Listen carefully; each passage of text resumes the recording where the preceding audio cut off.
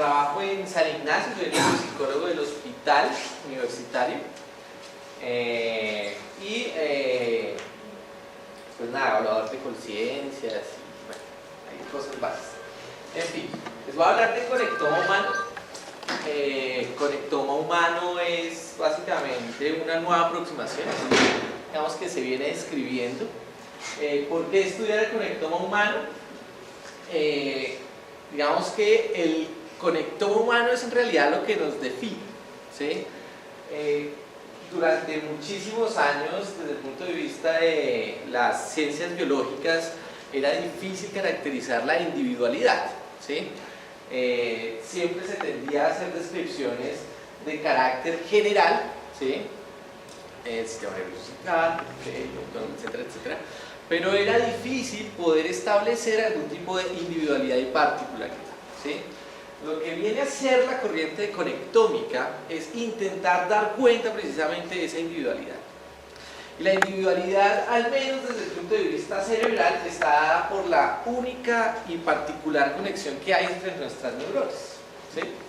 Después de todo, a la final lo que nosotros somos, y pues en este caso pues yo hago parte de esas corrientes que a veces no les gustan tanto a otros, que son las reduccionistas, en donde pues obviamente pues para nosotros el comportamiento humano, la conducta humana es explicada en términos de el sistema nervioso central, en términos de constructos psicobiológicos, ¿sí? Y dado esos términos, dado digamos que esa aproximación epistemológica, lo que para nosotros es conectoma humano es esa forma muy particular de conectarse dentro de su cerebro, ¿sí? Digamos que esa manera, esa forma en la que se construyen redes dentro de su cerebro son absolutamente particulares. Dependen tanto de un aspecto obviamente genético, ¿sí? Pero también de un aspecto epigenético, ¿sí? Nuestras conexiones van cambiando y van virando en el tiempo a medida que aprendemos, olvidamos y pasan una gran cantidad de situaciones en el contexto en el cual está inverso el bicho, ¿sí? Entonces, ¿por qué estudiar el conectoma? Porque creo, ¿sí? o al menos los que estamos del lado de la conectómica, creemos que es realmente una nueva aproximación que puede dar cuenta de muchas más cosas que antes no se podía hacer en neurobiología, ¿sí? Este es un numerito ahí, que si lo pronuncian en español serán 100 billones de conexiones, ¿sí? Eso es como un estimado, y cuando digo es un estimado es porque realmente es un estimado, nadie se ha puesto a contarlas, ¿sí? Lo que uno hace es básicamente coge un microscopio, extrae una fotografía, cuentas un número de conexiones y haces una estimación, ¿vale? Entonces, una de las cosas que uno puede hacer es estudiar conectómica en diferentes niveles, ¿sí? Es decir, yo puedo estudiar conectómica si tengo a mi unidad de estudio como la neurona, ¿sí? Yo puedo hacer conectómica desde el punto de vista de la neurona y hacer básicamente cuáles son todas las posibles conexiones que tiene esa con sus amigas, ¿sí? Entonces ese es un nivel, ese es el nivel un poco más básico que tiene la conectómica, hasta un nivel un poco más grande, que es en el que yo trabajo, que es, uno podría decir, una conectómica macro, ¿sí? Básicamente cómo se conectan diferentes segmentos o regiones del cerebro, ¿sí? Pero ya no hablaría de una neuronita o un conjunto de neuronas, sino ya una región más o menos grande de cerebro, ¿sí? Estamos hablando ya de una región de aproximadamente 3 milímetros, 5 milímetros, hasta 3 centímetros, ¿sí? Entonces digamos que ese nivel tú puedes explorar un montón de cosas, ¿vale? Obviamente en cada nivel habrá una tecnología que te permitirá estudiarlo, ¿sí? Los principios matemáticos con los cuales uno puede estudiarlo a veces pueden ser similares, que es lo que me gusta, ¿sí? Pero desde el punto de vista de cómo se puede estudiar cada uno de esos niveles, pues sí puede ser diferente. Hablemos un poquito de neuroimagen. En realidad esto lo hago porque yo sé que en psicología o en ciencias sociales, humanas, etcétera, y similares, digamos que uno no tiene mucho contacto con la neuroimagen, a pesar que si buscas un journal, por ejemplo, de neuroscience, un journal de neuropsychology o cualquier otro tipo de journal, te vas a encontrar que una gran cantidad de papers o de artículos tienen neuroimágenes. ¿Sí? O sea, si te vas a un journal, por ejemplo, de neuropsicología, vas a encontrar que hay una gran cantidad de artículos que tienen un correlato de neuroimágenes. Entonces, les voy a explicar brevemente qué son las neuroimágenes. ¿Sí? Hoy en día tenemos una máquina que se llama el resonador magnético funcional. Esa máquina nos permite básicamente hacer un montón de cosas. Una de ellas es esta que se ve aquí en la izquierda, que es una imagen estructural del cerebro. Estas imágenes son imágenes volumétricas, ¿sí? A diferencia de cuando ustedes toman una fotografía, ¿sí? Esa imagen que ustedes toman con un celular, con una cámara, es una imagen bidimensional, ¿verdad? O sea, si ustedes la voltean, solamente van a ver un plano. Sin embargo, lo que hace el resonador magnético funcional es crear una imagen volumétrica, ¿sí? Es decir, tiene una construcción de 3 dimensiones. Entonces, yo puedo básicamente extraer una gran cantidad de información desde una imagen que puede ser meramente estructural, ¿sí? Ahora, las imágenes estructurales tienen una ventaja, y es que si ustedes buscan artículos, investigaciones, van a encontrar hoy en día una gran cantidad de desarrollos, ¿sí? Que lo que hacen es, tienen por ejemplo pacientes con Alzheimer, alteración de memoria, y les hacen estas imágenes estructurales y luego las procesan con algoritmos, no voy a explicar cuáles, pero es posible por ejemplo llegar a segmentar el hipocampo y saber cuánto mide, cuál es su volumen, cuál es su superficie, etc. Y esa medida yo la puedo correlacionar con una variable clínica, ¿sí? Entonces yo a la final, por ejemplo, puedo encontrar que hay diferencias entre personas que tienen un hipocampo atrofiado con alteraciones en memoria y personas que no tienen un hipocampo atrofiado y que tienen mejores desempeños en una prueba de memoria, ¿sí? Esto es un acercamiento muy básico, como les digo, ¿sí? Porque básicamente lo que yo hago es coger la imagen, ¿sí? Y extraer información de ella, que puede ser, por ejemplo, volumen. También puede ser, ese se los voy a presentar al final, el grosor cortical, ¿sí? Diferentes regiones del cerebro tienen diferentes grosores corticales. Y uno puede usar toda esa información también para correlacionarla con la clínica, ¿sí? Cuando hablo de clínica, hago referencia a pruebas neuropsicológicas, pruebas de psiquiatría, pruebas de memoria, de funciones cognitivas, etc. ¿Sí? Entonces, yo básicamente lo que tengo es una nueva forma de extraer información del cerebro. Ahora, aquí en la mitad está lo que se conoce como una imagen de resonancia magnética funcional, en donde ahorita les voy a explicar cómo funciona de manera muy rápida. Me permite identificar qué regiones del cerebro se activan ante una tarea, ¿sí? Es decir, si yo hago esto, por ejemplo, yo esperaría que la región motora primaria esté activa, ¿verdad? ¿Sí? Obviamente cerebelo también, pero por ejemplo cuando yo hago esto también se me activan regiones ventromediales, ¿sí? Porque si no, no podría estar bien hacerlo de manera coordinada y de manera intercalada. Entonces yo también tengo que tener un funcionamiento anterior o ejecutivo que me permita obviamente intercalar, ¿sí? Y eso lo puedo ver en la imagen. Y finalmente, esta imagen que bueno, no se ve mucho, es una imagen de difusión, que es en lo que básicamente trabajo, que es el estudio de la sustancia blanca, ¿sí? Durante mucho tiempo se trabajó con estas imágenes y digamos que el foco siempre fue la corteza cerebral o núcleos basales, porque digamos que estudiar la sustancia blanca, pues más allá de tener el volumen total, no tenías más, ¿sí? Lo que hace esta imagen, que es una imagen de difusión de tensores, es poder extraer la dirección de las fibras de la imagen, ¿sí? Ahorita les voy a mostrar brevemente también cómo funciona. Entonces, este es un ejemplo de lo que nosotros hacemos. Bueno, no se ve mucho porque hay mucha luz, pero en esta parte, en la izquierda, ¿sí?, lo que ustedes ven es la representación del grosor cortical de un sujeto, ¿sí?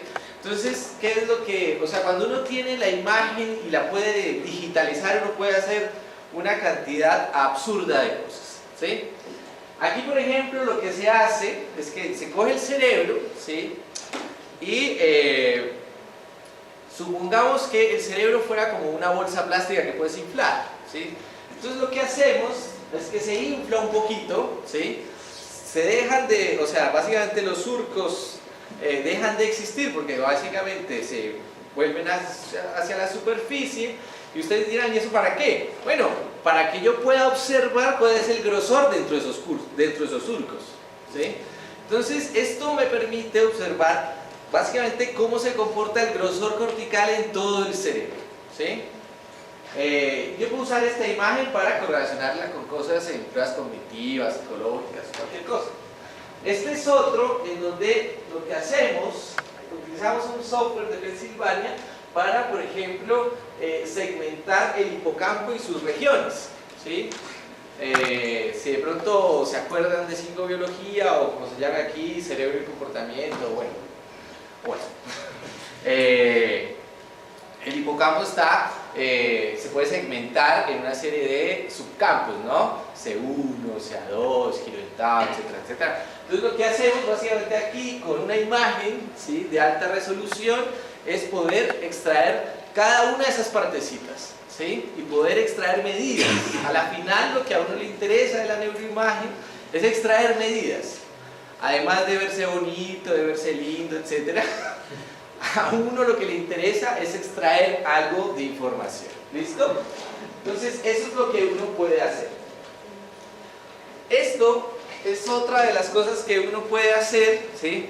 Y es que esto hace parte de un paper que presentamos, en donde lo que hacemos es que tomamos una serie de pacientes que tienen una forma demencial, ¿sí?, y los comparamos con otros que tienen otra forma demencial y también los comparamos con controles, ¿sí? Y lo que hay, esas regiones que están en rojo, ¿sí?, son las regiones en donde hay mayor probabilidad de encontrar atrofia, ¿sí? Ustedes de pronto se acordarán de las pruebas T. ¿Se acuerdan de las pruebas T? ¿Sí? Las que te permiten a uno encontrar una diferencia entre dos medidas. Aquí lo que se hace es hacer eso masivamente, ¿sí? Digamos que si tú estás acostumbrado a hacer una prueba T, pues aquí hacemos cerca de 600.000, ¿sí? Porque lo que estamos haciendo es probar cada región del cerebro, ¿sí? Eso hace que también aumente una cantidad absurda la probabilidad de errores, pero digamos que también tenemos una serie de modelos matemáticos precisamente para manejar ese tipo de errores. Entonces, lo que se puede hacer con las neuroimágenes no solamente es extraer información de un solo sujeto, ¿sí? También es posible comparar grupos, ¿sí? También es posible, si yo por ejemplo no hiciera una prueba T, sino que también puedo hacer una correlación, ¿sí? Entonces yo por ejemplo puedo sacar todas esas imágenes de grosor cortical y puedo mirar si se correlaciona con algo. No sé, por ejemplo puede ser edad, ¿sí? La edad se sabe que, es más, correlaciona precisamente con la corteza cerebral. A más edad, menos corteza. I'm sorry. Pero si ustedes algún día tienen la oportunidad o de pronto de chismear una resonancia de, por ejemplo, sus abuelos, ¿sí?, versus una resonancia de alguien que tenga una edad como ustedes, se van a dar cuenta de una diferencia asombrosa, ¿sí? Y es que precisamente el grosor ha disminuido, ¿sí? Ahora, lo que a nosotros nos interesa, lo que a mí me interesa es estudiarlo, pero en patología. Obviamente también se puede estudiar, no siempre tiene que ser patología, ¿sí? Yo puedo estudiar diferencias entre hombres y mujeres, puedo estudiar con respecto a algún tipo de variable cognitiva. Digamos que las posibilidades son muchísimas, ¿ok? Entonces, eso solamente para que vean que es con una imagen, esta es la imagen más tonta que hay en resonancia magnética, ¿sí? Esta es la imagen más tontica y más básica que hay. Vamos a ver si... espérame. A ver si le comparto internet a esta cosa. Aquí hay un pequeño video que quiero mostrar precisamente de cómo funciona la resonancia magnética funcional. A ver si esto se activa. En general, la resonancia magnética funcional, como les explicaba hace un poco, no, este no es el mío, no es el mío. Tengo no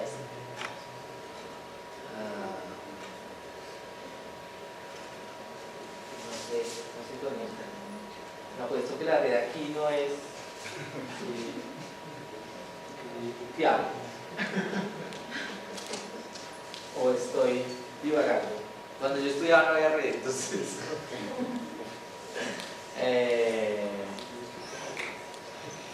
Debemos conectarnos a ver. Ok. No pasa nada.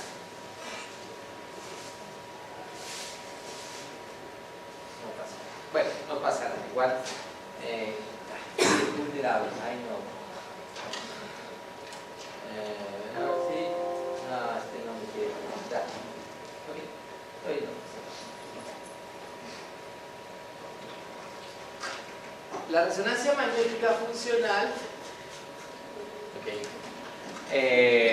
Se basa en un principio de una medición dinámica, ¿sí? Digamos que la resonancia magnética estructural es una medición estática, es una foto a la fibra en 3 dimensiones, pero termina siendo una foto compleja, de alta resolución. Cuando hablo de alta resolución estamos manejando resoluciones de 1 por 1 por 1. Ahorita estamos ya llegando a 0.005 por 0.05 por 0.5, pero en otros resonadores, como el uno que hay en Brasil de 7 teslas o en algunos de Estados Unidos de 7 teslas, se puede llegar a micras. Bueno, entonces, pues bueno, en Colombia llegamos hasta 0.5, ¿ok? Entonces eso es estático. Dinámico, básicamente, no sé si lo vean en psicobiología o como se llame, existen pruebas, ¿sí? Existen metodologías de adquisición que básicamente lo que hacen es registrar un cambio, ¿sí? Entonces, en este caso, la resonancia magnética funcional lo que registra es básicamente el gasto dependiente del volumen de oxígeno, ¿sí? ¿Cuál es el principio? ¿Sí? El principio es que si yo hago una tarea cognitiva, ¿sí? Que puede ser esta de la manito, ¿sí? Yo le digo al sujeto, básicamente uno le muestra una pantallita y en la pantalla básicamente le pide que haga esto. Cuando él hace esto, ¿sí? Lo que va a suceder en el cerebro desde el punto de vista fisiológico es que va a gastar obviamente más energía, ¿no? ¿Sí? Ahora, pero ese gasto energético va a estar solamente en una región, ¿sí? Es decir, si el sujeto está haciendo esto, ¿sí? Pues es poco probable que ese consumo de oxígeno aumente en el temporal, ¿no? ¿Sí? Es poco probable, ¿sí? Anyway, entonces, lo que sucede, ¿sí? Es que cuando yo le pido a esto, ¿sí? Hay mayor gasto de energía, mayor gasto obviamente de azúcares, y aproximadamente a los 6 segundos de haber iniciado esto, ¿sí? Aumenta el flujo sanguíneo en esa región, ¿sí? Y curiosamente hay una propiedad, ¿sí? Digamos que en la cual se va transportando el oxígeno, y es que cuando se usa, ¿sí? Cuando básicamente se usa ese oxígeno, tiene una propiedad paramagnética, es decir, cuando se usa, y es decir, básicamente es como si yo fuese el oxígeno, ¿sí? Llego al sitio, soy usado, ¿sí? Entonces me dejo usar, y cuando me dejo usar, ¿sí? Cambio básicamente mi apariencia, ¿sí? Y en ese momento eso es capturado por el resonador, ¿sí? Ese cambio de apariencia. Por eso se habla que es una propiedad paramagnética. Y ese cambio es básicamente lo que nosotros estamos capturando, ¿sí? Entonces, ¿qué es lo que nosotros hacemos? ¿Sí? En resonancia magnética, ¿sí? Básicamente existe algo que se llaman los diseños de bloques. Los diseños de bloques es que para poder mirar el cambio, yo lo que hago es que pongo al sujeto a hacer esto 20 segundos, ¿sí? Y luego digo, descanse. Mire la pantalla que está en negro, concéntrese en tu respiración. Y luego vuelvo y le digo, bueno, ahora vuelvo a hacer esto, ¿sí? 20 segundos y le digo descanse. Y así sucesivamente por alrededor de unos 4 minutos, ¿sí? Que en promedio es lo que duran estos, que son los paradigmas más básicos. Esto es lo que se llama un paradigma, ¿sí? Los paradigmas pueden ser, entonces, tan sencillos como este, que es coordinación motora, o pueden ser complejos, como memoria, o pueden ser más complejos, como atención, o más complejos, como lenguaje, o mucho más complejos, como aquellos de cognición social, ¿sí? Si ustedes se meten a cualquier artículo de cualquier artículo de la revista, de alguna revista, por ejemplo, de Neuroscience, ¿sí? Se van a encontrar con una gran cantidad de paradigmas, ¿sí? O sea, los paradigmas en realidad lo que intentan a la final es poder encontrar qué regiones, ¿sí? Se asocian con su propuesta, ¿sí? Entonces en esta, yo lo que voy a buscar es básicamente regiones motoras, ¿ok? Ahora, no les voy a explicar la parte de matemática porque es un poco harta, ¿sí? Lo que les puedo decir es que la respuesta hemodinámica, es decir, esos cambios en el flujo y volumen sanguíneo y gasto de oxígeno, es una respuesta que es mucho más lenta. Si yo hiciera un electroencefalograma, ¿sí? Con el cual también se puede hacer conectómica, la respuesta del electroencefalograma es supremamente rápida, es decir, la precisión es muy alta, ¿sí? Desde el punto de vista de resolución temporal. El problema con el electro es que la resolución espacial es mala, ¿sí? Yo no sé dónde, ¿sí? Versus la resonancia magnética funcional, en donde yo tengo una buena resolución espacial, pero una mala temporal, ¿sí? Hay gente que también lo usa y ambos y los combina, eso también se puede hacer. Entonces, aquí dos ejemplos muy sencillos, ¿sí? Cuando yo le pongo al sujeto a hacer este tipo de movimientos, ¿sí? Estas son todas las regiones que se me activan, ¿sí? Esto ya es un análisis grupal, ¿sí? Este es un estudio que estamos haciendo un reanálisis precisamente con sujetos que pertenecieron al programa Canguro, ¿sí? ¿Han escuchado ese programa? Maybe.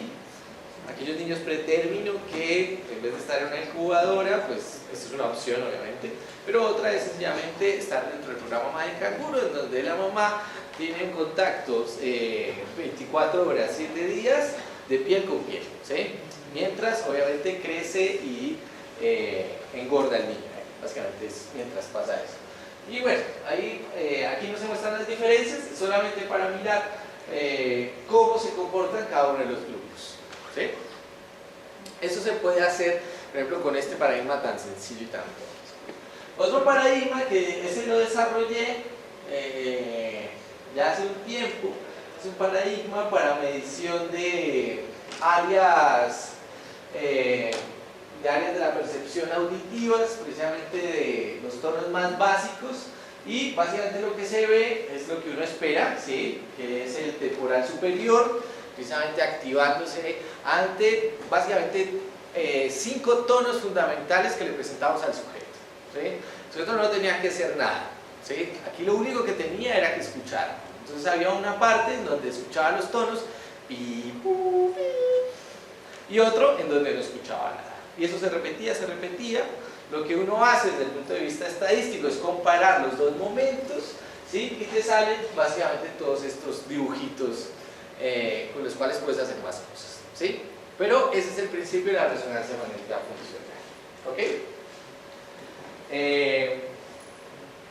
La difusión, que es el campo en el que yo trabajo, cuando uno piensa en la sustancia blanca, ¿sí? Uno realmente no alcanza a divisar lo que es la sustancia blanca. Uno siempre le dice, no, pues es que hay fibras que conectan regiones corticales. Sí, pero básicamente la difusión, este es un análisis que hice. Aquí básicamente lo que me permite hacer es poder ver, por ejemplo, el cuerpo calloso, que es este que está aquí, ¿sí? Pero también me permite ver, por ejemplo, este que es el uncinado, ¿sí? O el que está más atrás, que son las fibras corticoespinales, ¿sí? Entonces, generalmente cuando hablan de sustancia blanca, mi principal desconfort siempre era que la sustancia blanca está como ahí.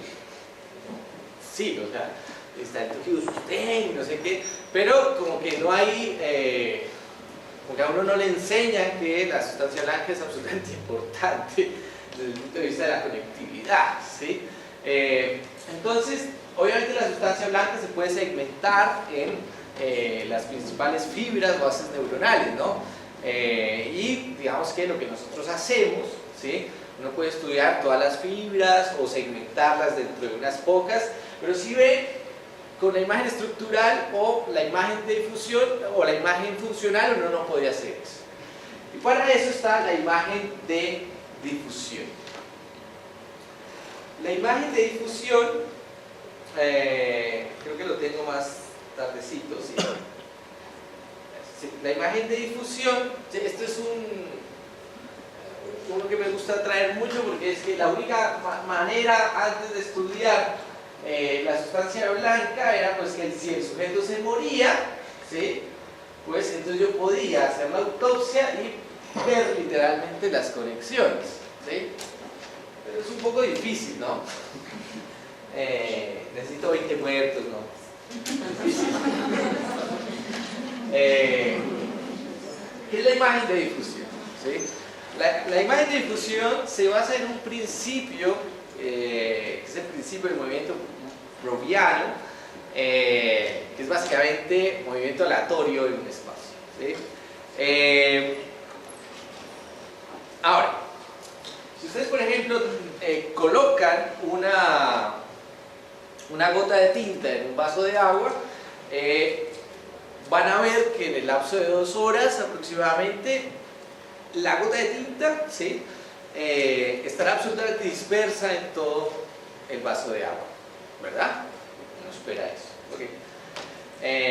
Y eso es básicamente porque la difusión, ¿sí? Es hacia todos lados, ¿sí? Hacia absolutamente todos lados. O sea, no queda una esquina en la que no vaya la gota de tinta, no vaya la tinta, es decir, si el agua es absolutamente normal, ¿sí? Lo que van a ver es que se difunde por todo el vaso, ¿sí? No va a haber como un segmento en donde diga la tinta, no, por aquí yo no me meto, me voy por el lado, no va a pasar eso.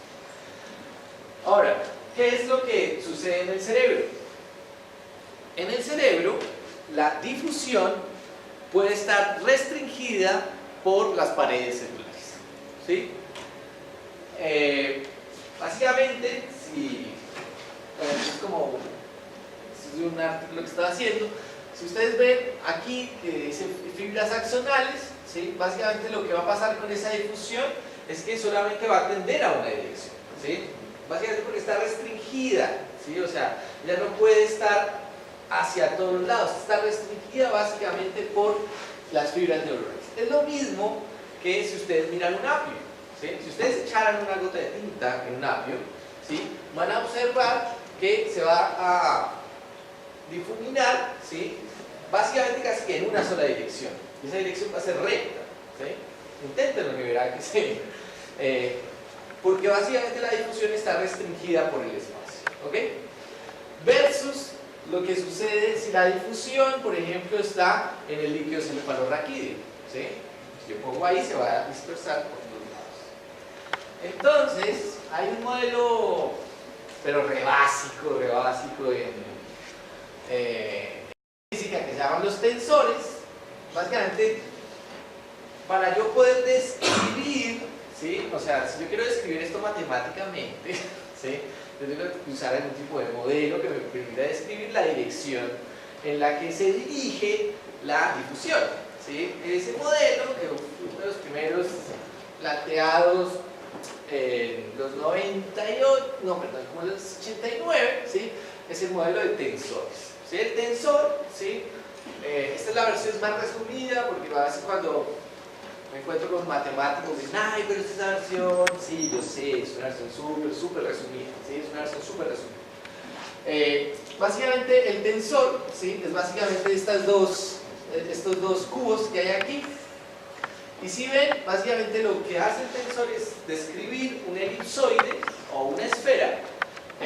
Y gracias a eso, por ejemplo, ese elipsoide me dice cuál es la dirección más probable para un solo voxel, ¿sí? De la misma manera que en la fotografía hay píxeles, pues en las imágenes volumétricas hay voxeles. Entonces, si ven que esto está como pixelado, estaría voxelizado. Entonces, cada uno de estos, ¿sí? Representa una dirección, ¿sí? Uno puede extraer de cada uno de esos voxeles cuál es la dirección más probable para cada uno.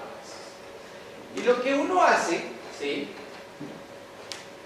Luego, y esta es la parte que más me gusta. Espera, ¿qué pasó aquí? Si ustedes ven esto que está aquí arriba, ¿sí? Esto es como una extracción de un pedacito muy chiquito de una imagen de difusión. Entonces, si yo establezco que, por ejemplo, aquí este voxel tiene esta dirección, este tiene esta dirección, esta tiene esta dirección, esta tiene esta otra dirección, voy a usar otro modelo matemático de propagación que no vale la pena explicar exactamente en qué consiste, pero yo lo que hago es miro cuál es la dirección más probable en que se puede propagar este a este. Si es probable, entonces los uno.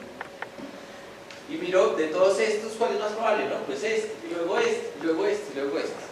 Ustedes dirán, bueno, ¿y para qué? Bueno, pues para crear estas cosas, ¿sí? Entonces lo que tiene uno allá, ¿sí? Es una tractografía del cuerpo calloso y estructuras ahí circundantes, ¿sí? En donde me dicen básicamente por dónde pueden pasar las fibras, ¿sí? Básicamente toda esa carreta un poco de los modelos matemáticos es un poco para poder llegar a decidir, bueno, y por aquí podría pasar entonces las fibras, ¿sí? Obviamente es un estimado, ¿no? ¿Sí? Estos son procesos de estimación.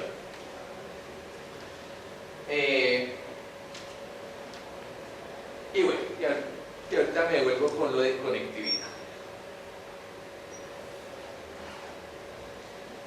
Entonces, cuando uno se pregunta de conectividad, ¿sí? Primero hay dos tipos grandes de conectividad, ¿sí? A nivel macro.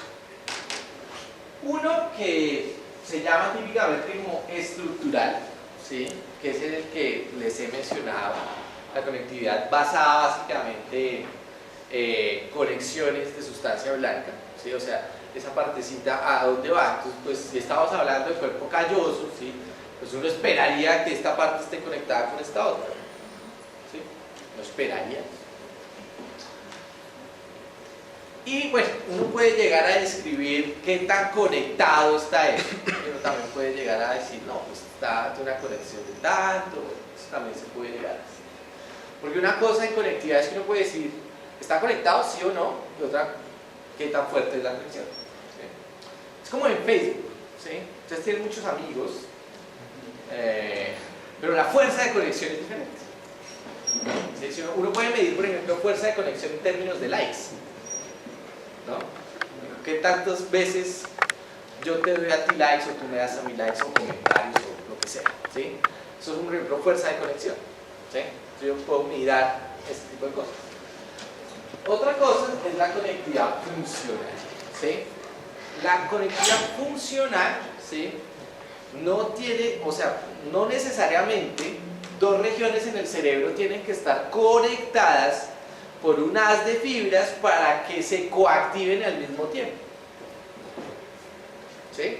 No necesariamente. Es decir, esta región y esta región, o bueno, esta región y esta región, no necesariamente están conectadas, pero se pueden coactivar al mismo tiempo. ¿Sí? Es decir, están básicamente como danzando al mismo tiempo. Y eso es evaluado a través de un estudio de correlación. ¿Sí? A medida que este se activa y este se activa, pues yo puedo mirar qué tan correlacionada se encuentra la activación y en esa medida puedo hablar de conectividad funcional. Pero vean que una cosa será la estructural, en donde definitivamente yo tengo una conexión física en términos de una estructura posiblemente cerebral de fibras de sustancia blanca, y en la otra es una conectividad de tipo temporal. ¿Sí? Ocurren los dos eventos al mismo.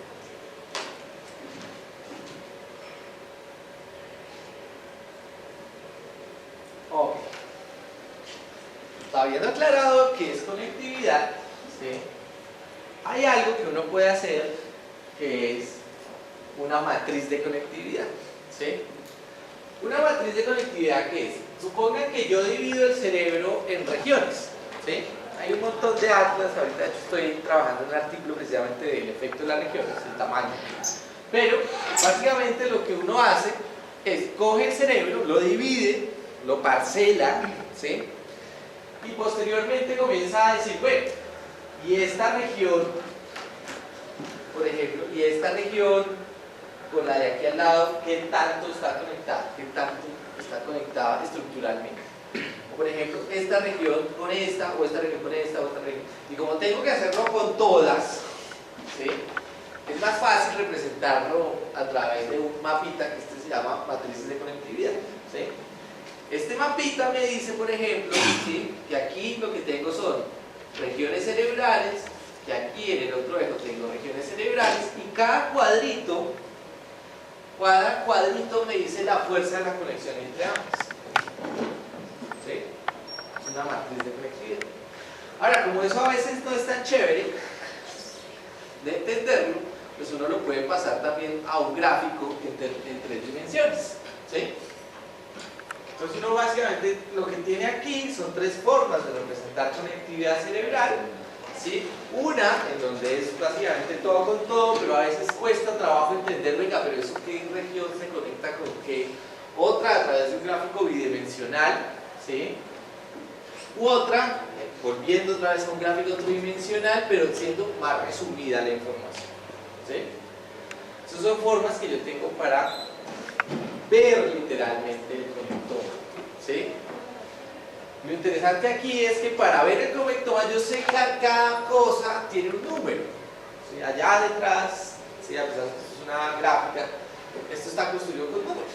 ¿Sí? Entonces si tiene un número, yo no puedo hacer cualquier cosa. ¿Sí? Bueno, son mismos. Entonces uno puede hacer correlaciones, lo que sea. ¿Sí? Diferencias. Uno puede hacer básicamente un montón de cosas. Ahora, ¿qué cosas uno puede hacer, por ejemplo, en clínica? ¿Sí? Y esto como para qué coño sirve. ¿Sí? Entonces, este, por ejemplo, es un sujeto que tenía un oligodendroglioma, ¿sí? Una masa que crecía y crecía. ¿Sí? No una linda masa, crecía. Y cuando, por ejemplo, uno le hace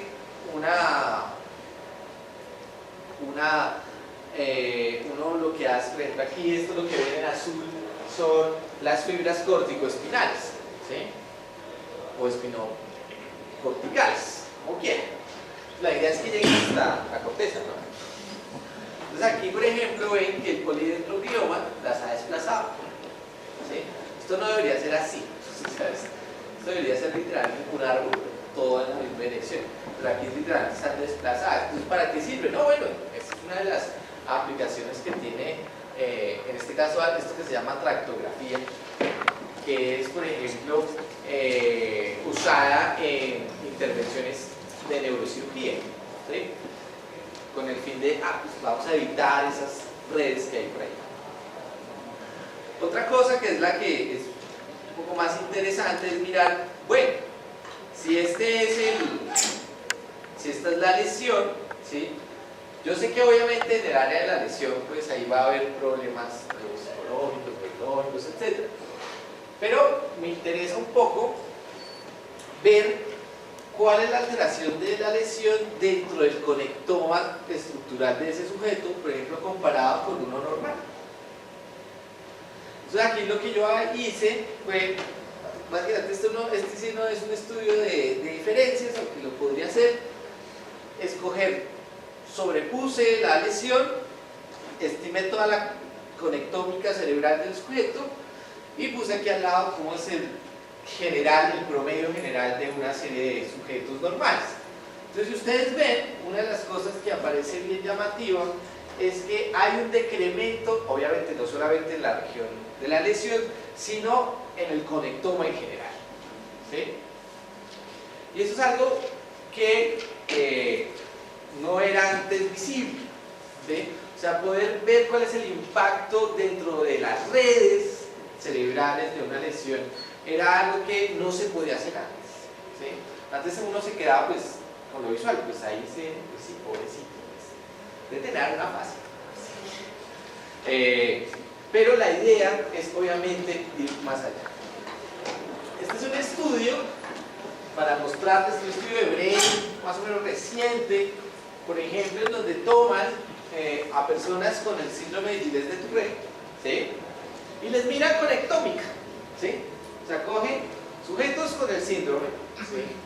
Les hacen lo que les acabo de explicar, lo comparan con normales, ¿sí?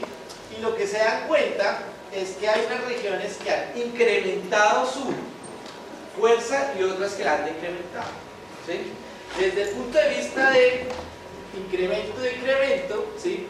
Las regiones que están en rojo son las regiones que decrementaron su conexión con el circuito de el circuito de ganglios basales y córtex, ¿sí?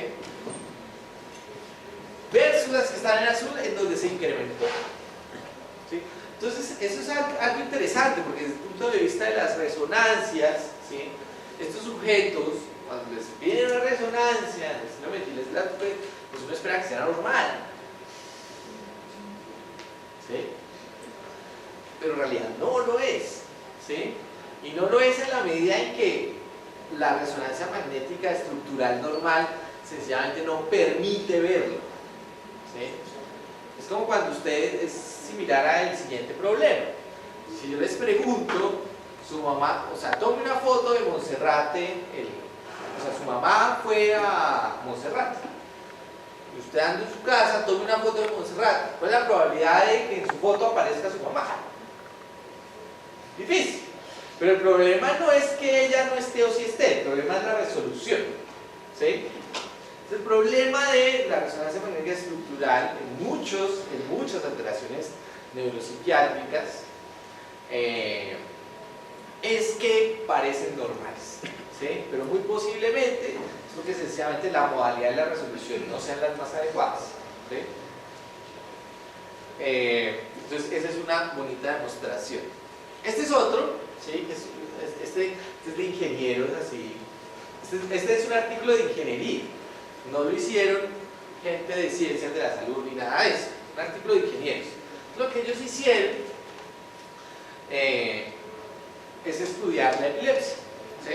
Básicamente la epilepsia es una alteración eléctrica de una región del cerebro y que se puede propagar, ¿sí? Entonces lo que hicieron estos queridos ingenieros, es un artículo muy bonito, es mirar cómo se propaga precisamente estas alteraciones eléctricas. Y lo que hicieron fue, venga, utilicemos entonces el mapa de conectómica de resonancia, las imágenes de difusión de tensores, ¿sí? Y establezcamos cuáles serán basadas en estas conexiones y ubicando que el sitio es, por ejemplo, la unión paritotemporal, ¿sí? Ubicándolos ahí, ¿cuál podría ser la propagación hacia otras regiones? Chévere, ¿no? Porque a partir de ahí uno puede mirar también cómo sería la clínica de ese sujeto, ¿sí? Entonces le preguntaban también a unos radiólogos, a unos neurólogos cómo podría ser la propagación, y de hecho a la final crearon un software que le permite decir básicamente cuál será la propagación en qué direcciones. Entonces esa es otra utilidad de la conectómica. De pronto ustedes, y creo que es posible o altamente probable, ¿sí?, que hayan escuchado la región de Broca y Verticke, ¿sí? Les recomiendo mucho este paper, yo amo este paper de Tremblay y de Dick, porque cuando ustedes estudian la región de Broca y Wernicke, en general uno cree que esas regiones son supremamente estables y que todo el mundo sabe dónde están, ¿no? Curiosamente, este es un estudio que toma a cerca de 150 personas con doctorado y postdoctorado en neurolingüística y les preguntan dónde queda la región de Broca y Wernicke.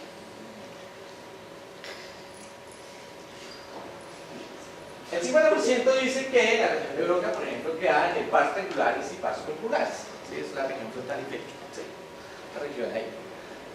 El 23% dice, no, pues toda la región frontal, todas las partes, ya el de una u otra, ¿sí? Y vean que no hay un literal consenso, ¿sí? Y esto está en una publicación de Brain Language, porque el modelo que un poco nos han vendido es este, ¿no? ¿Sí?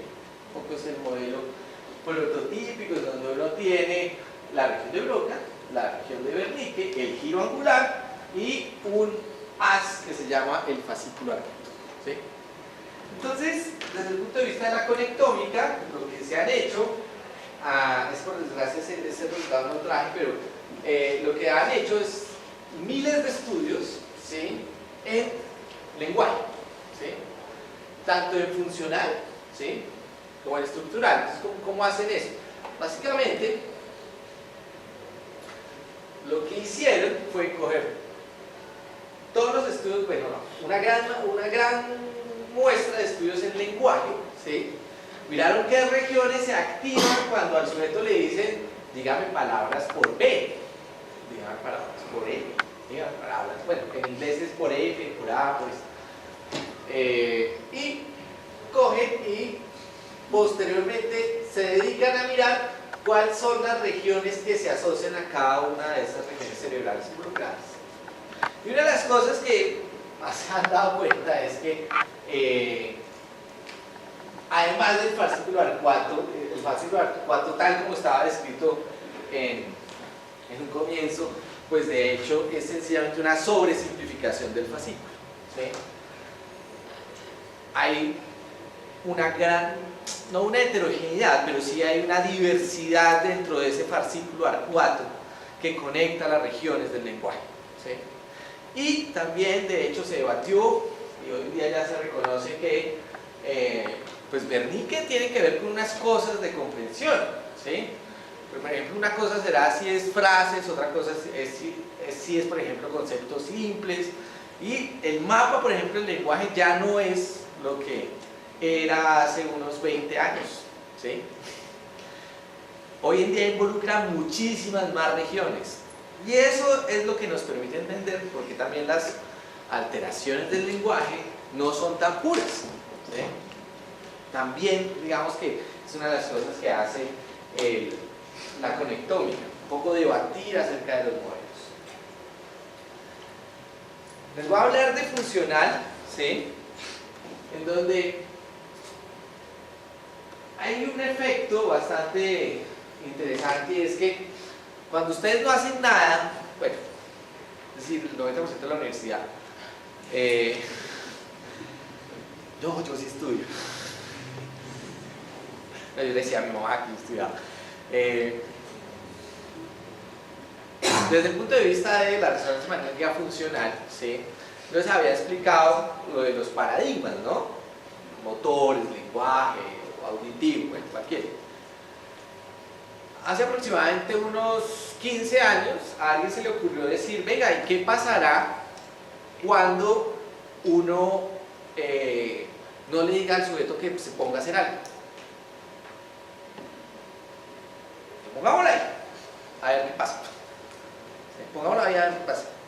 Y lo interesante de esto es que el cerebro, de manera natural e intrínseca, genera redes que se coactivan en el tiempo.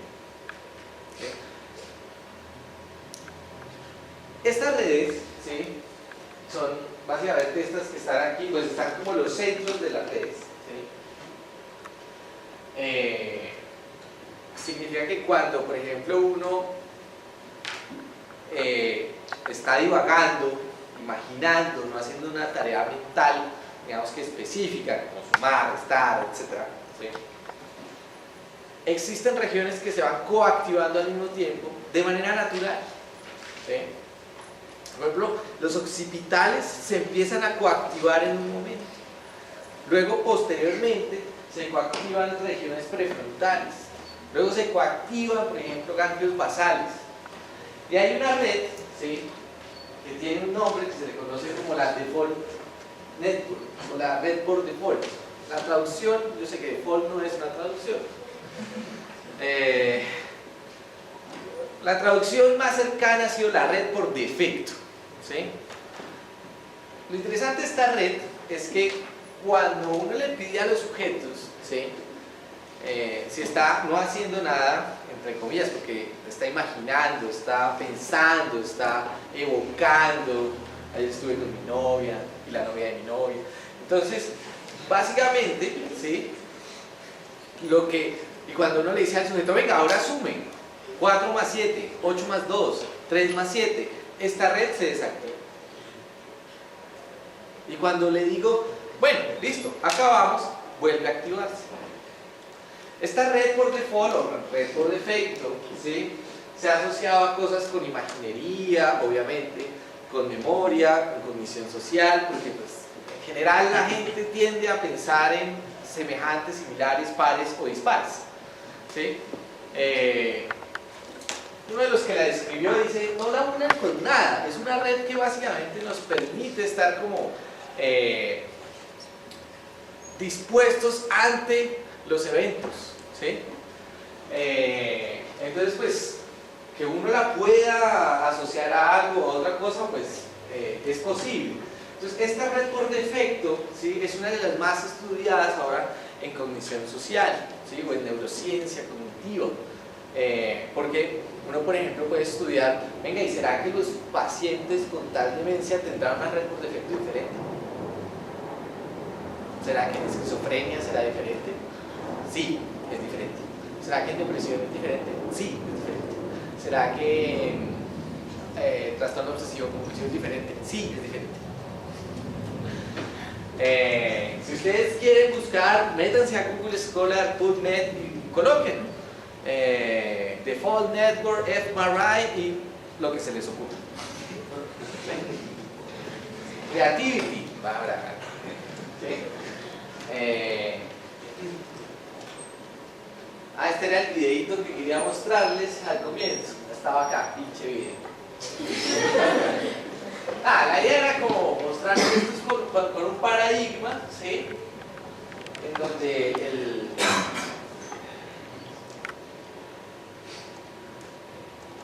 ya ahora no funciona. Bueno.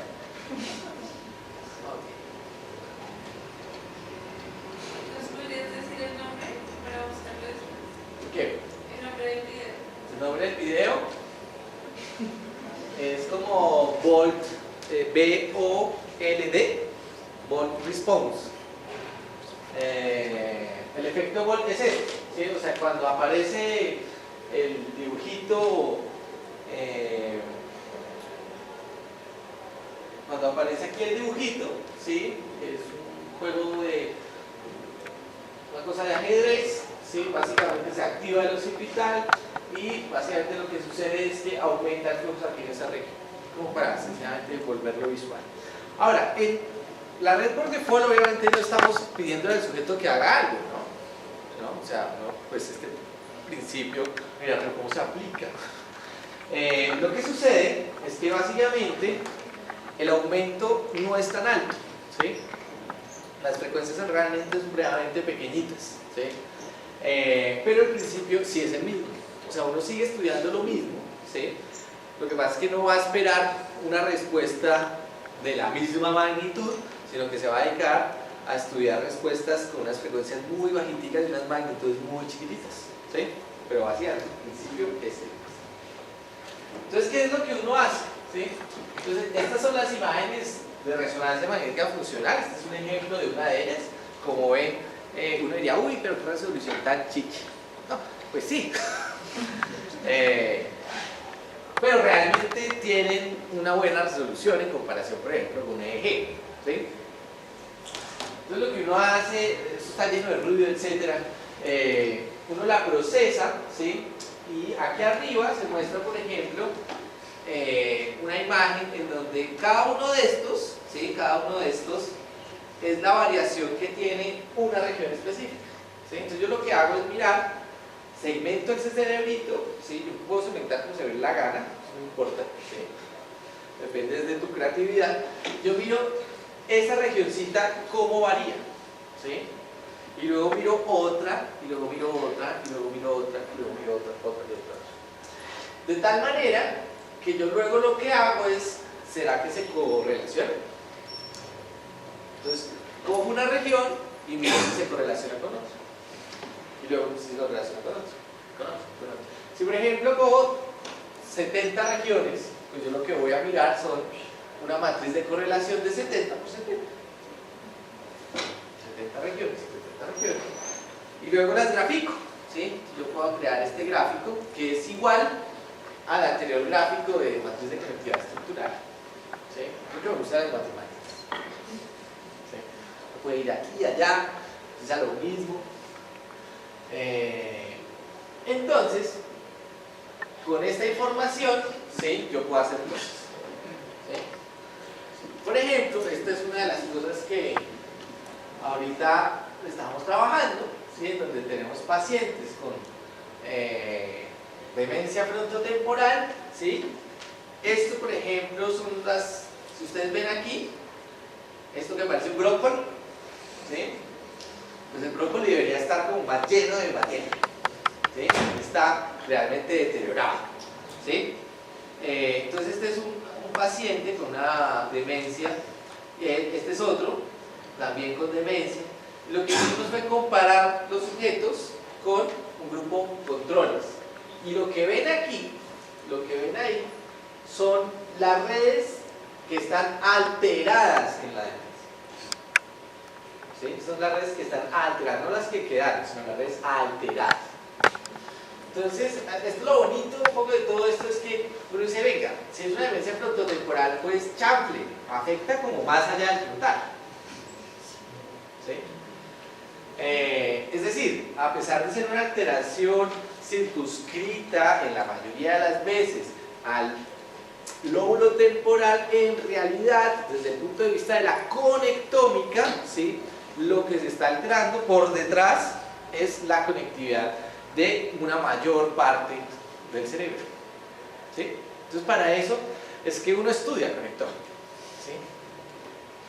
Cosas que uno puede hacer. Este es un artículo que me conseguí, en donde lo que hacen ellos es estudiar funciones atencionales, les ponen a los chicos a medir funciones atencionales con esas pruebas, hay unas pruebas más fáciles, unas difíciles, y les hacen resonancia magnética en reposo, que fue lo que les expliqué hace un momento, o Default Mode Network, y miran luego, venga, ¿y será que los sujetos que tienen mejor atención comparados a los que tienen peor atención tendrán diferencias? Sí. Luego dicen, bueno, ¿y será que uno puede entonces llegar a predecir desde la conectividad cerebral si les va a ir bien o mal? Sí, puede hacerlo. Oh my God. Este es otro en donde lo que uno hace es, todo el mundo sabe que sus abuelos, padres, etcétera, son diferentes. Uno espera. Ahora, ¿qué tan diferentes serán desde el punto de vista de la conectividad cerebral en la Default Mode Network? ¿Sí? Lo que descubren es que en este estudio, por ejemplo, lo que hacen, ¿sí?, es que toman dos muestras, ¿sí?, una de jóvenes, como ustedes, y otra de viejos, como sus abuelos, ¿sí? Hay unas variables, digamos que no alcanzo a explicar aquí, que son todos estos, pero hay unas variables que se modifican dependiendo de la edad. Es decir, la forma en la que se conectan también se altera, ¿sí? Hay un modelo matemático que se llama teoría de grafos, creo que ese no lo ven. No, cero menciones. Teoría de grafos es un modelo matemático supremamente interesante precisamente para estudiar conectividad cerebral, ¿sí? Teoría de grafos no se lo inventaron para estudiar conectividad cerebral. Es importantísimo, eso no se lo inventaron para estudiar conectividad cerebral. Permite, por ejemplo, estudiar también conectividad social, ¿sí? Lo que ahorita les decía de los likes, uno puede estudiar conectividad social. Por ejemplo, ¿qué tantas personas por las cuales yo tengo que pasar, ¿sí?, en Facebook para llegar a Pepito? ¿Sí? Yo tengo que pasar por 20 personas o 4 personas. Y eso, por ejemplo, se conoce como Padlet, ¿sí? Es como la vía por la cual yo tengo que pasar para llegar al otro extremo de la red social. Aquí pasa lo mismo, ¿sí? ¿Cuál es el número de pasos que yo tengo que llegar para, por ejemplo, pasar de aquí a aquí? O sea, que yo tengo que pasar por muchos, o tengo que pasar por poquitos, ¿sí? En conectómica, o sea, el cerebro es bastante eficiente y tiene unas leyes de poder, pero bueno, en donde básicamente es una red que no es aleatoria, ¿sí? O sea, digamos que no está conectada al azar. Y es eficiente. En la medida, ¿por qué es eficiente? Porque no necesito tantos pasos para llegar de aquí a allá, ¿sí? Es una de las formas de ver eficiencia, ¿sí? Y curiosamente, esas son las cosas que, por ejemplo, cambian cuando uno es joven versus cuando es viejo, ¿sí? Cuando es viejo uno tiene menos pasos, ¿sí? Pero bueno, estas son formas, o sea, mi recomendación es, si quieren un día, métanse escriban Graph Theory y verán que hay un mundo más allá de análisis de los que generalmente les propongo. ¿Listo? Esta es una de las cosas más grandes con las cuales creo yo que está impactando el mundo de la conectómica. Este es un paper de Nature. Los papers son realmente muy importantes porque creo que son los que a veces sí cambian la forma de ver algunas cosas. Y este es un paper de un señor que ha estudiado conectómica, uno de los primeros que ha estudiado seriamente la conectómica, se llama Olaf Sports. Creo que es un paper supremamente básico que yo creo que deberían todos leer desde el punto de vista de la neurociencia cognitiva, ¿sí? Porque son básicamente contribuciones y retos para los modelos de red de neurociencia cognitiva, ¿sí? Y lo que aquí muestra son dos ejemplos muy tontos, ¿sí?, del símbolo anterior, ¿sí? ¿Se acuerdan del símbolo anterior? Más o menos, poco, cero, nada. Bueno, este no lo puedo señalar, está por debajo. Pero básicamente lo que dice Olaf Sport, hubo un momento histórico en donde éramos localizacionistas, ¿no? Luego llegó otro momento en donde decíamos que éramos asociacionistas, luego conexionistas, pero nunca hubo unas herramientas que le permitieran en realidad al campo de la cognición entender los correlatos de verdad en términos de diferentes regiones. ¿Sí? La conectómica cerebral, y sobre todo la funcional, ¿sí? Básicamente, por ejemplo, lo que ahí está es el símbolo anterior, y lo que ustedes ven allá es inhibición, observación, atención, memoria, reactividad, disgusto, miedo, alegría, etc. Y básicamente lo que está mostrando es cuál es su contribución para cada una de estas funciones. ¿Sí?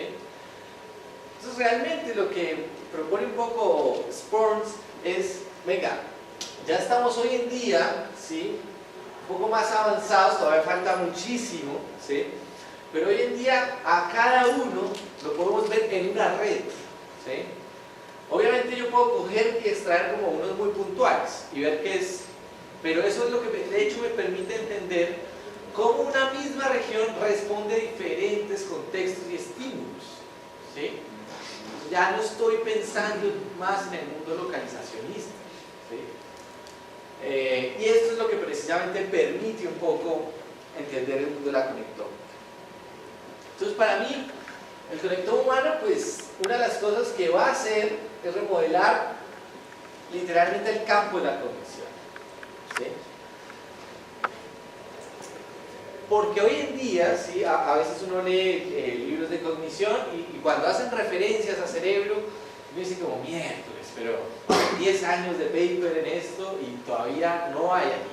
Entonces, es posible que hacia el futuro remodele muchos de los modelos de cómo trabaja o cómo funciona la cognición en el cerebro humano. ¿Sí?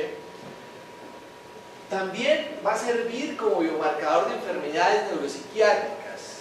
Uno de los problemas durante mucho tiempo y que todavía se ve en nuestros países es que cuando tú dices que tienes una enfermedad neuropsiquiátrica es como si tuvieras una enfermedad del alma. ¿No? ¿No? Y realmente esa división entre neuro y psiquiatría es una de las cosas que está rompiendo fuertemente la conectómica. ¿Sí? Porque está mostrando todo el tiempo, ¿sí?, cuando hice mi rotación en un hospital de aquí, uno de los primeros neurólogos me dijo fue, Pablo, ¿y eso es del alma o del cuerpo? Yo, ¿cómo así? Entonces no es del cuerpo. Pero esa división sigue estando, ¿sí? Esa división entre psicología, psiquiatría, neuro, es, o sea, es todavía difícil de romper, pero creo que, o sea, cuando se empieza a mostrar, venga, en depresión están estas alteraciones, en esquizofrenia están estas, o sea, empieza a haber un pequeño cambio acerca de, venga, entonces será que lo que tenemos que hacer son estudios de conectómica desde pequeños, y esto también lo vamos a hacer. Entonces, futuro cercano, uno de los problemas y los retos que tiene la conectómica hoy en día es que la conectómica, a pesar de que sigue siendo un esfuerzo, por ejemplo en la funcional, para capturar, digamos, que esa conectividad temporal, el modelo, ¿sí?, el modelo en realidad es un modelo que no es dinámico. Es decir, uno tiene que tener otra teoría matemática para poder volver a capturar, digamos, que el cambio dinámico en el tiempo. Entonces, digamos que es uno de los retos que hay hoy en día, es establecer, por ejemplo, si yo les digo cómo funciona su memoria, ya no es solamente suficiente con que me digan que es una red de este sitio, que colabora entre este sitio, sino que yo también quiero que me digan, ahora, bueno, ¿y qué es primero? ¿Cómo va cambiando? ¿Sí? No solamente que está conectada, sino que hoy el reto es, bueno, ¿y en el tiempo qué pasa? O sea, eso cómo va modificándose en el tiempo. ¿Sí? Y ese es uno de los retos que hay hoy en día. Cosas que se pueden hacer sin mayor cosa. Human Connectome Project tiene 1200 datos gratuitos. ¿Se inscribe? Espera que le den un response, que no es, o sea, escribir, básicamente estoy interesado en, creo que ahora se hace sobresimplificado. Y luego te dicen, bueno, listo, puedes bajarlos. Ya, ahora, 1200 pesan como 12 terabytes, una cosa así. Pero tú puedes bajar 10 y jugar. ¿Sí? En serio, en serio. Todas estas cosas, todas estas herramientas son libres. No hay que pagar por ellas. ¿No? Eso es buenísimo. Hay un proyecto que hasta ahora comienza que se llama Biobank en Reino Unido, que lo que van a hacer es coger a 100.000 personas y hacerles resonancia magnética funcional, estructural y difusión. 100.000. Otro es el Develop HCP, que tiene 1.000, que está en curso y se está haciendo con niños para mirar el desarrollo. Otro que es INDI, que es International Initiative, que tiene 1.000. Otro que es AVIDE, que es para autismo, solo en autismo tiene 500 sujetos. Y ALDI, que es de demencias, principalmente Alzheimer, tiene más de 1.000. ¿Sí? Todo esto es gratis, chicos. No tienes que pagar un centavo por ello. ¿Sí? Pues más allá de la conexión que hay en tu casa, no tienes que realmente pagar por ello, ¿sí? Es gratis. Básicamente todos estos proyectos, lo que hoy en día el proyecto Human Connectome Project está en proceso, ya está en liberación de datos, en lo que básicamente es como invitando a gente a que procese datos, ¿sí? A que sea creativo en el procesamiento de datos. Obviamente hay que saber de computación, de programación, de neurociencia, de modelos matemáticos, etc. Pero no es tan complejo, créanme. Yo sé que a veces cuando uno menciona cálculo o menciona, no sé, hay que optimizar este programa, no, pero no, realmente no es tan, al menos no es tan grave. Vamos a mostrar brevemente uno de los estudios por qué estudiar biomarcadores y cosas de estas.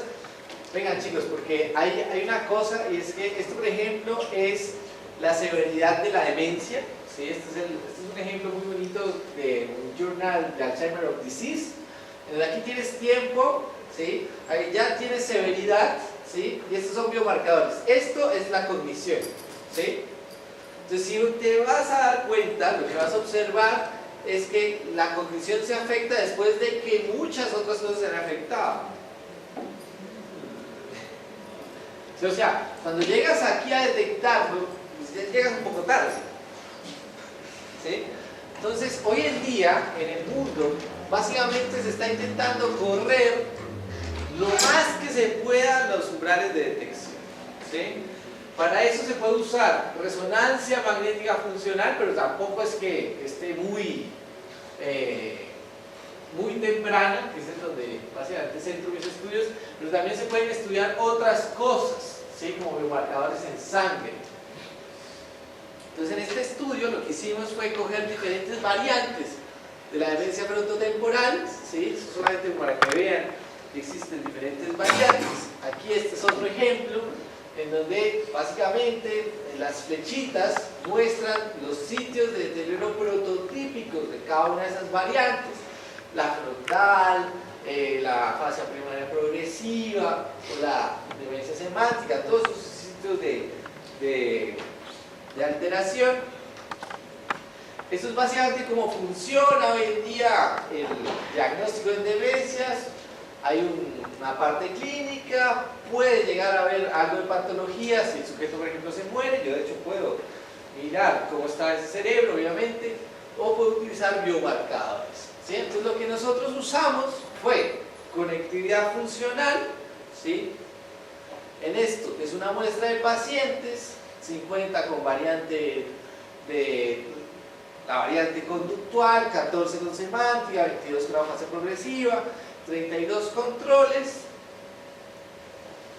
Les hicimos el pipeline que les mostré hace poquito, ¿sí? En donde usamos las imágenes, unas semillas. Las semillas es los sitios en donde voy a centrarme, las matrices de conectividad y luego análisis de grafos. Y básicamente estos son los resultados de en dónde son diferentes, ¿sí? Entonces son diferentes en muchos lados, por desgracia. Sí.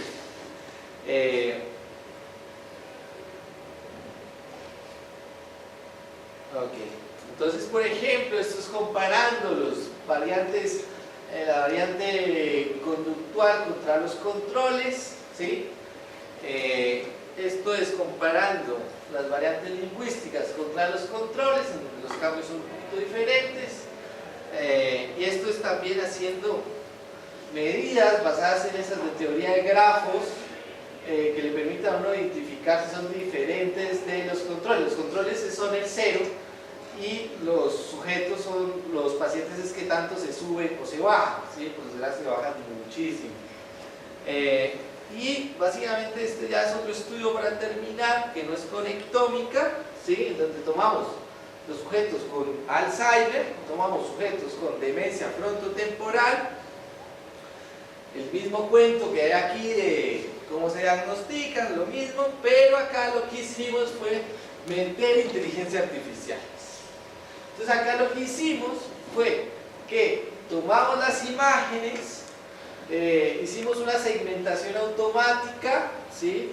Luego entrenábamos una máquina, ¿sí? Y esa máquina nos tenía que decidir qué era, ¿sí? Entonces, esto es básicamente lo que hicimos. Esta es una representación ahí súper esquemática de cómo trabaja el computador cuando segmenta, ¿sí? Entonces primero le quita el cráneo, le quita como cosas que no nos sirven, y luego coge y segmenta, por ejemplo, la sustancia blanca, la sustancia gris, el líquido cefalorraquídeo, por ejemplo, ¿sí? Entonces, obviamente, aquí, por ejemplo, nos muestran, este es un gráfico donde están aquí las formas demenciales, los controles, para mirar si eran diferentes, ¿sí? En el volumen de la sustancia gris. Es un trabajo súper básico porque es volumen total, ¿sí? No es la región chiquita, sino volumen total. Y luego entrenamos unas máquinas de aprendizaje y luego miramos cómo les iba a las máquinas, ¿sí? Hay un indicador, no sé, creo que no lo ven en estadística, que se llama las curvas ROC, ¿no? ¿No? Sensibilidad y especificidad, ¿no? ¿Qué es eso? Okay. Bueno, es la relación entre sensibilidad y especificidad. Básicamente la sensibilidad y especificidad se utiliza mucho en clínica, en medicina.